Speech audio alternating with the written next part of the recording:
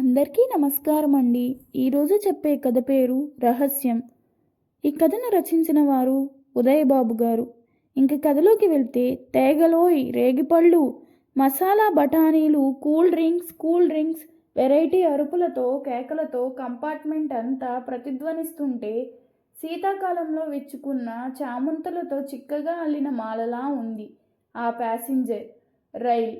ఒక పెద్ద లక్స్కి 2 చిన్న లక్సులు ఉచితం అన్న టీవీ ప్రకటనల తల్లి నోట్లోంచి ఊడిపడినట్లుగా ఉన్నారు నా ఎదురుగా సీట్లో ఉన్న తల్లి కూతుళ్ళు. వాళ్ళ శరీరాలు పచ్చని పసుమితో లేత తమలపాకుల్లా చిలకల్లా ఉన్నారు ఈ పిల్లలిద్దరూ. పెద్ద కూతురుకు 5 ఏళ్ళు, చిన్న కూతురుకు 3 ఏళ్ళు ఉంటాయి. మెడలో బంగారు నాంతాడు, ముత్యాల గొలుసు, నల్లపూసలు, చేతులకు నిండుగా 2 డజన్ల గాజులు.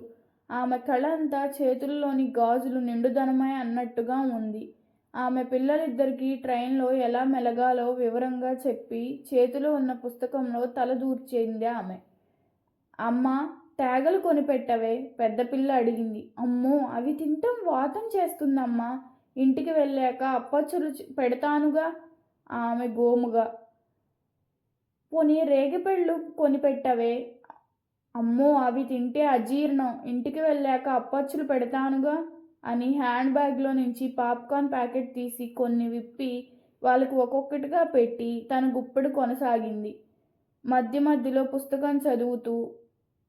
అన్నీ నువ్వే తినేస్తున్నావు, ప్యాకెట్ నాకు ఇచ్చే అంది చిన్నపిల్ల. నీకు తినడం రాదమ్మా, కింద పడి చేసుకుంటావు. తను తినడం మాని వారికి పెట్టసాగింది ఆమె. అమ్మా, నాకు కూల్ డ్రింక్ కావాలి, పెద్ద పాప అడిగింది. తప్పమ్మా, శీతాకాలం కూల్ డ్రింక్స్ తాగుతారా ఎవరైనా? అయినా ఇంటికి వెళ్ళాక అప్పచ్చులు పడతానుగా. నాకు కూల్ డ్రింకే కావాలి, పెద్ద పాప మారం చేసింది. ఇంటికి వెళ్ళాక నాన్నగారితో చెబుతాను ఉండు, తల్లి బెదిరించింది పెద్దమ్మాయిని. ఇక పెద్దమ్మాయి సహించలేకపోయింది.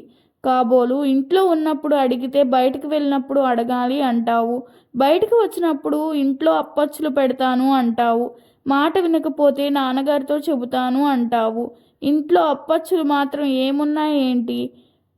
ఎప్పుడో నెలకొకసారి మరమరాలు, అమ్మమ్మ ఆడిచిన అటుకులు తప్ప. కోపంగా అనేసి తలెగరేసి కిటికీలోంచి బయటికి చూడసాగింది పెద్ద పాప. తల్లి నోట్లోంచి మాట వస్తే ఒట్టు పరభ్రమించినట్టుగా తగ్గించుకుంటే మాత్రం ఏం? ఆమెలోని జీవితలోక్యానికి హ్యాట్స్ ఆఫ్ అనుకున్నాను.